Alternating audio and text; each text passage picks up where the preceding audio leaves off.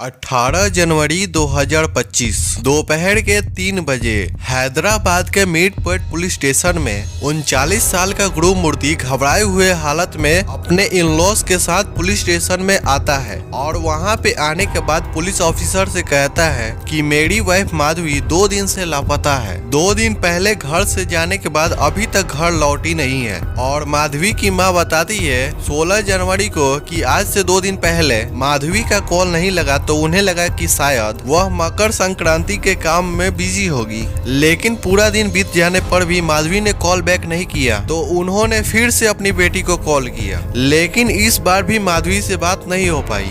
In sense ऐसा कोई दिन नहीं होता था जब उनकी अपनी बेटी से बात नहीं होती हो, इसलिए उन्हें अपनी बेटी माधवी की चिंता होने लगी। इसलिए वो अपनी बेटी के हाल जानने के लिए अपने दामाद गुरुमूर्ति को कॉल लगाई, लेकिन गुरुमूर्ति ने उन्हें कुछ ऐसा बताया जिससे उनकी चिंता और बढ़ गई। गुरुमूर्ति ने बताया कि माधवी ने लड़ झगड़ कर घर छोड़कर चली गई है। उसे लग रहा था कि वो घर छोड़कर मायके गई होगी। माधवी को घर से निकले 2 दिन हो गए थे और ना ही वो अपने मायके पहुंची थी और ना ही फोन पर वो किसी से कांटेक्ट किया था। इसलिए माधवी के पेरेंट्स को डर सताने लगा, कहीं उनकी बेटी के साथ कोई अनहोनी न हो गई हो। अगर किसी का कोई अपना अचानक गुम हो जाए तो बेचैनी और डर हो ही जाता है, लेकिन गम से ज्यादा सवालों के जवाब अधूरे लगने लगे तो शक गहराने लगता है। यही वजह थी कि वो अपनी बेटी के फिक्र में वो फौरन नंदयाल से 300 किलोमीटर दूर अपनी बेटी के घर जिलेला गुला को निकलते हैं और वहां पहुंच अपने दामाद गुरुमूर्ति के साथ पुलिस स्टेशन में अपनी बेटी माधवी की मिसिंग रिपोर्ट दर्ज करवाते हैं। अब थी तो ये मिसिंग कंप्लेंट, लेकिन हकीकत इससे भी काफी ज्यादा भयानक थी। इन सेंस माधवी को आखिरी बार गुरुमूर्ति नहीं देखा था तो पुलिस ने सबसे पहले गुरुमूर्ति से ही पूछताछ करती है। तो गुरुमूर्ति पुलिस को बताता है कि माधवी 2 दिनों से अपने मायके जाने के लिए परेशान कर रही, लेकिन वो चाहता था कि संक्रांति फेस्टिवल वह अपने पूरे फैमिली के साथ अपने बहन के घर में मनाए और उसके बच्चे भी अपने बुआ के घर मदनपेट में रुके हुए थे। यही सोचकर गुरुमूर्ति ने उसे मायके जाने से मना कर दिया, लेकिन ये बात माधवी को समझ में नहीं आई। वह गुस्से में लड़ झगड़ कर घर छोड़कर चली गई। दरअसल संक्रांति फेस्टिवल तेलंगाना में बहुत ही धूमधाम से मनाया जाता है। ऐसे त्योहार के दिनों में माधवी को नाराज होकर घर से चले जाने से गुरुमूर्ति को और गुस्सा आ गया, तो गुरुमूर्ति ने माधवी को जाने से नहीं रोका। गुरुमूर्ति ने पुलिस को बताया कि माधवी जब घंटों बाद भी वापस नहीं लौटी तो वह देर रात अपने बच्चों को अपने बहन के घर से अकेले लेने चला गया। बच्चे जब घर आकर अपने माँ के बारे में सवाल किए तो उसने झूठ कह दिया कि माँ अपने दोस्त के घर गई है ताकि बच्चे बेवजह परेशान ना हो। उसे लगा कि माधवी जहाँ कहीं भी गई हो वह बच्चों को सोचकर घर लौट ही आएगी,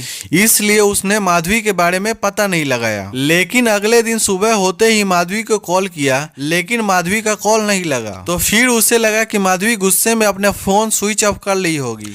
इसके बाद वो रोज की तरह कंचन बाग में लोकेटेड DRDO टाउनशिप में, जहाँ पर वो सिक्योरिटी गार्ड का जॉब करता था, वहाँ काम करने के लिए निकल गया। जब शाम को शिफ्ट खत्म हो जाने के बाद घर लौटा तो उसे लगा था कि माधवी घर लौट आ ही चुकी होगी, तो अभी भी माधवी के घर पे ना पाकर उसका दिल बैठ गया। तो उसने फिर से एक बार माधवी को कॉल किया, बट अभी भी उसका फोन नॉट रीचेबल आ रहा था। मन में बेचैनी और बुरे ख्यालात आने के चलते वह माधवी के बारे में जैसे ही रिश्तेदारों को कॉल करने वाला था, उतने में ही माधवी की माँ का कॉल उसके पास आ गया। तो गुरुमूर्ति और माधवी की माँ के स्टेटमेंट में से तो यह केस मिसिंग केस लग रहा था। तो पुलिस ने मिसिंग रिपोर्ट कंप्लेंट फाइल करने के बाद तो वह इस मामले का जांच कर ही रही थी, तभी केस के बीच में आए नए किरदार ने पुलिस के सामने माधवी के बारे में कुछ ऐसे खुलासे किए जिसे सुन पुलिस के पैरों तले जमीन खिसक गई, क्योंकि इन खुलासों ने ऐसी पर्दे खोली जिसे इसे मिसिंग पर्सन केस से कहीं ज्यादा संगीन बना दिया। अब एक ऐसा राज सबके सामने आने वाला था जिसने न सिर्फ मीरपेट को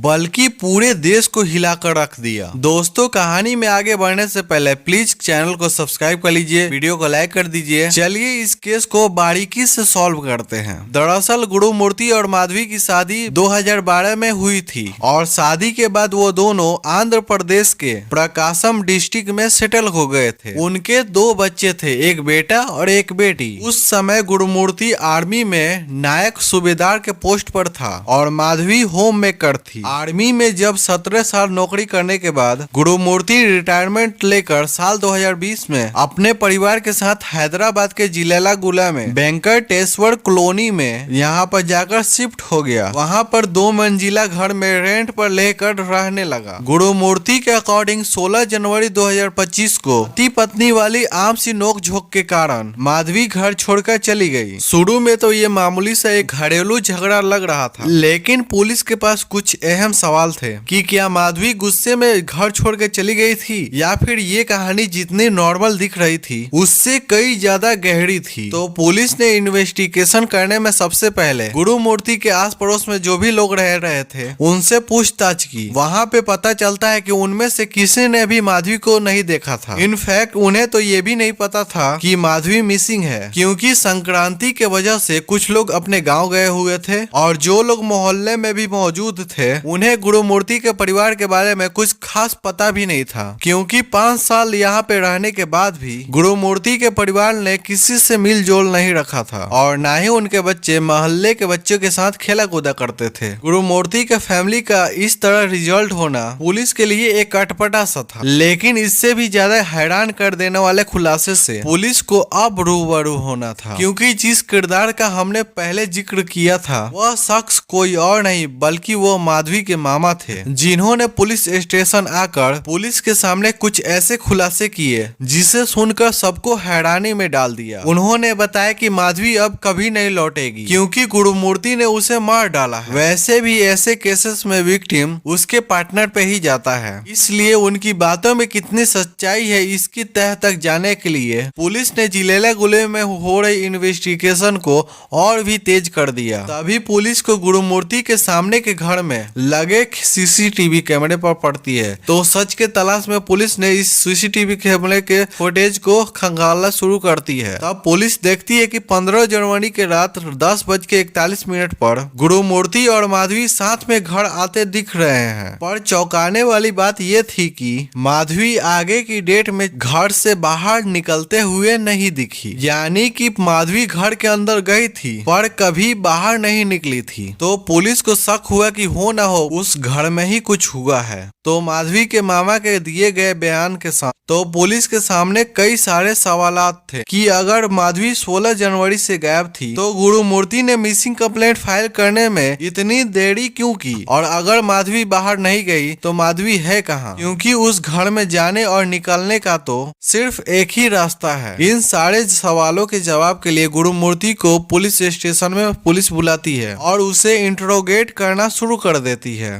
शुरू में तो गुरुमूर्ति पुलिस को मिसलीड करने के लिए कोशिश करता है, लेकिन जब पुलिस फोटो दिखाकर जब दबाव डालती है वह टूट कर सच उगलना शुरू कर देता है। लेकिन उसका बोला एक एक शब्द केवल कबूलनामा नहीं बल्कि हैवानियत की एक ऐसी दास्तान है जो यह दिखाती है कि इंसान किस हद तक गिर सकता है। गुरुमूर्ति पुलिस को बताता है कि सुबह 8:30 बजे से ही माधवी फिर से अपने घर जाने की जिद करने लगी, लेकिन उसने साफ साफ मना कर दिया कि वो मायके नहीं जाएगी बल्कि उसके बहन सुजाता के घर चलेगी, और इसी बात को लेकर उन दोनों के बीच बहस शुरू हो गई। यहाँ तक वैसे हुआ था जैसे पुलिस के सामने गुरुमूर्ति ने जब बताया था, लेकिन इसके बाद चीजें पूरी तरीके से बदलने वाली थी। गुरुमूर्ति पुलिस को बताता है कि इसके बाद सारी चीजें बढ़ती चली गई। तो गुस्से में माधवी ने मंगलसूत्र उतार गुरुमूर्ति के मुंह पर मार दिया। तो गुरुमूर्ति पहले से ही गुस्से में था तो उसकी अब तो ईगो भी हट हो गई और वह अपना आपा भी खो बैठा। तो वह माधवी की गर्दन पकड़ सर दीवार पर इतनी जोर से मारता है कि उसके इम्पैक्ट से माधवी तुरंत बेहोश हो जाती है और माधवी की उखड़ती सांसों में उसका गला पकड़ और जोर से दबाने लगता है, और तब तक नहीं रुकता जब तक वो मेक श्योर नहीं कर लेता कि माधवी मर चुकी है। अपनी पत्नी को मौत के घाट उतारने के बाद उसे डर लगने लगा कि कहीं उसके बच्चों को उसके बारे में पता नहीं चल जाए, जो उस वक्त अपने बुआ के घर में थे, इसलिए वो कैसे भी करके अब माधवी के बॉडी को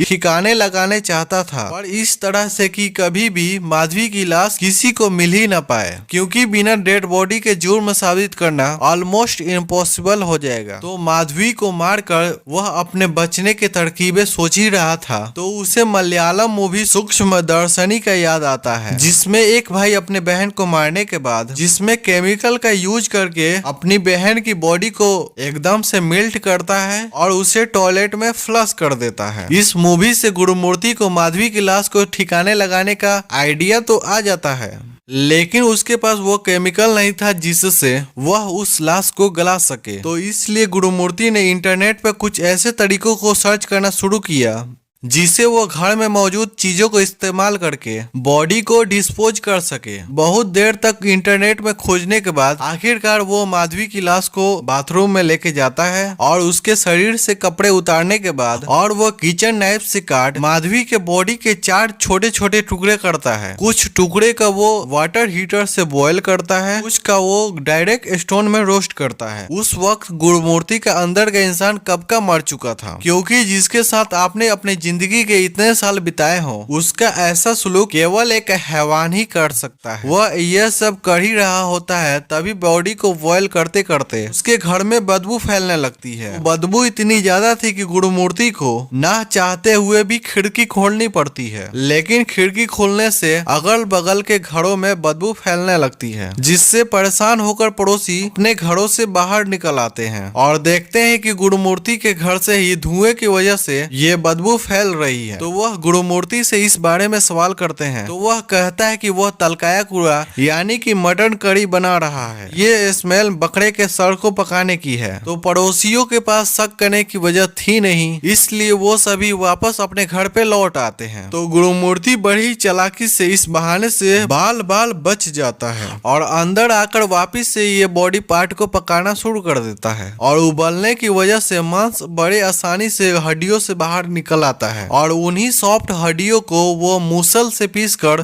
सॉफ्ट बना लेता है और इस वेस्ट को कई बार वो टॉयलेट में फ्लश करता है और हड्डियों के चूड़ों को पेंट के डब्बे में डालकर घर से 4 किलोमीटर दूर जिलेला गुला लेक में जाकर बहा देता है। तो बॉडी को पूरी तरीके से डिस्पोज कर वो वापस घर आता है और डिटर्जेंट और फिनाइल से पूरे घर को अच्छी तरीके से सफाई करता है जब तक खून के निशान पूरी तरीके से मिट नहीं जाते। और इसके बाद वो घर में फैली बदबू को हटाने के लिए वो हर जगह रूम फ्रेशनर स्प्रे से स्प्रे कर देता है। इतना सब करके गुरुमूर्ति कोई भी तरीके का गलती करना नहीं चाहता था, इसलिए वो घर का एक एक कोना चेक करता है, यह मेक श्योर करने के लिए कि कहीं कुछ रह ना गया हो। और सेटिस्फाई होने के बाद वो उस रूम को लॉक कर देता है जहां उसने लाश को काटा था और वो माधवी के नाम निशान मिटाने के बाद वह देर रात अपनी बहन के घर पहुंच अपने बच्चों को लाने के लिए जाता है। ये सारा जुर्म गुरुमूर्ति ने पुलिस के सामने बिना कुछ गिल्टी के कबूल कर लिया था। गुरुमूर्ति के इस कन्फेशन के बाद पुलिस की टीम फौरन गुरुमूर्ति के घर जाकर एविडेंस को कलेक्ट करने के लिए जाती है और वो साइंस एंड टेक्नोलॉजी के साथ अच्छी तरीके से इन्वेस्टिगेशन करती है। तो वो लोगों को 3 घंटे घर में जांच करने के बाद एफएसएल की टीम को बाथरूम से कुछ ब्लड सैंपल मिलते हैं जो फोरेंसिक लैब में जांच करने के लिए भेजवा दिए जाते हैं। इसके अलावा पुलिस को गुरुमूर्ति के घर से नाइफ, स्टोव ऐसे 16 एविडेंस को इकट्ठा करके वह जांच करने के लिए भेज देती है। यह केस मीट पेट कोका के नाम से फेमस हो गया क्योंकि शुरुआत में हर जगह मीडिया में ये खबर आ रही थी कि गुरुमूर्ति ने कुकर में बॉडी पार्ट्स को उबाला था, लेकिन बाद में पुलिस ने ये रिवील किया इसमें कुकर का कोई कनेक्शन नहीं है। इनफैक्ट उनके 16 एविडेंसेस के लिस्ट में कुकर का जिक्र है ही नहीं। और पुलिस की एक टीम ने जिलेला गुला लेक में कई दिनों तक इन्वेस्टिगेशन किया। पुलिस ने बताया कि उन्हें तो कई स्ट्रॉन्ग एविडेंसेस तो मिल गए थे, लेकिन कई बार गुरुमूर्ति उन्हें भी मिसलीड कर चुका था। इसलिए पुलिस ने गुरुमूर्ति से 1 या 2 बार नहीं बल्कि 3 बार क्राइम सीन पर लेकर जाती है, लेकिन गुरुमूर्ति को इस ब्रूटल क्राइम की सजा वह छोटे बच्चे भुगत रहे थे जो अपनी माँ को खो चुके थे। पुलिस जब उन बच्चों से सवाल करती है तो वह बच्चे पुलिस को बताते हैं कि जब उनके पिता उनको घर लेकर आए थे तो उन्हें घर में अजीब सा स्मेल आ रही थी और साथ ही उन्हें अपनी माँ कहीं नजर नहीं आ रही थी। उन बच्चों का पता नहीं था कि उनकी माँ को मारने वाला उनका ही पिता था। इसलिए वो जब गुरुमूर्ति से पूछते हैं कि उनकी माँ कहाँ है तो वह झूठ बोल देता है कि वो उसकी माँ अपने दोस्त के घर पे गई हुई है। तो बच्चों से पूछताछ करने के बाद पुलिस ने बच्चों का ब्लड सैंपल उसकी माँ का ब्लड सैंपल से मैच करने के लिए भेज देती है ताकि क्राइम सीन पे मिले ब्लड सैंपल से उन्हें डीएनए के जरिए मैच किया जा सके। इस केस को हर एंगल से इन्वेस्टिगेशन करने के बाद पुलिस का मानना है गुरुमूर्ति प्लानिंग करके माधवी को मारा है। वह सिर्फ एक सही मौके की तलाश में था और वह मौका उसे संक्रांति के त्योहार पर मिला जब आस पड़ोस के लोग और उसके मकान मालिक अपने गांव जा चुके थे। गुरुमूर्ति सारी साजिशें रच चुका था, लेकिन दिक्कत ये थी कि वह अगर माधवी को घर पर मारता कि उसके बच्चे भी इस कत्ल के विटनेस बन जाते। इसलिए वो अपने बच्चों को 14 तारीख को अपने बहन के घर छोड़कर अपनी पत्नी के साथ वापस चला आता है। इसके बाद वो मौका पाकर वह इस घिनौने अपराध को और पुलिस के हिसाब से ये प्री प्लान मर्डर है और उन्होंने इस मर्डर के पीछे उन्होंने क्लियर मोटिव नहीं दिया है, बल्कि कई न्यूज मीडिया में ये खबर आ रही है कि गुरुमूर्ति का माधवी के क्लोज रिलेटिव से एक्स्ट्रा मैरिटल अफेयर चल रहा था जिसके बारे में माधवी को पता चल गया था और इसी वजह से आए दिन गुरुमूर्ति और माधवी के बीच में लड़ाई होती रहती थी और यही वजह थी कि गुरुमूर्ति माधवी को मार रास्ते से हटाना चाहता था ताकि वो उस लड़की के साथ अपनी जिंदगी बिता सके। लेकिन इस बात में कितनी सच्चाई है इसका शायद ही कोई खुलासा हो पाए। पुलिस के सामने गुरुमूर्ति ने जुल्म कबूल कर लिया, लेकिन उसकी बातों में कितनी सच्चाई है वह तो गुरुमूर्ति ही जानता है, क्योंकि वो उम्मीद से कहीं ज्यादा शातिर है। बस एक इंसान और हैवान में एक सोच का फर्क रहता है और जब ये सोच मर जाती है तब नफरत का कोई हद नहीं रहती। गुरुमूर्ति एक हैवान पति के साथ साथ एक निर्जीव पिता भी था जिसे अपने बच्चों की मां के कत्ल करने से पहले उसे अपने बच्चों का भी ख्याल नहीं आया। उल्टा वो उसी समय अपने बच्चों को अपने घर पर लेके चला आया जहां उसने उनकी मां का खून किया था। बच्चे अपने पिता की दरिंदगी से अनजान उसी कमरे में खेल रहे थे जहां उनकी मां की टुकड़े किए गए थे और उसी किचन में खाना खा रहे थे जहां उनकी मां की लाश के हिस्सों को उबाला गया था और उसी पिता के हाथ पकड़ कर चल रहे थे जिसने उन्हीं हाथों से उनकी मां की कत्ल की हुई थी। गुरुमूर्ति ने अपना केस खुद लड़ने की मांग की है। खैर उसे विश्वास है कि कानूनी दावपेच से वह बच सकता है, क्योंकि कानून तो सबूत और गवाह मांगता है। जरा सोचिए, दीवारें गवाही दे सकता, सोचिए कितनों घरों में दबी पड़ी ऐसी हैवानियत दुनिया के सामने आ जाती। कहते हैं ना, घर के बाहर दुनिया के लिए सब खुश थे, मगर अंदर की दीवारें हर रोज एक नई बेवफाई की गवाह बनती रही। दोस्तों, ये कहानी सुनाने का मकसद किसी को परेशान, किसी को दिल को आहत पहुंचाना नहीं था, बल्कि आपको जागरूक करना है, आपको सचेत करना है। तो दोस्तों, अपना ख्याल रखिए और जाते जाते मेरे चैनल को सब्सक्राइब कर लीजिए ऐसे ही कहानी सुनने के लिए। चलिए मिलते हैं नेक्स्ट वीडियो में किसी नए टॉपिक के साथ। तब तक के लिए बाय। जय हिंद।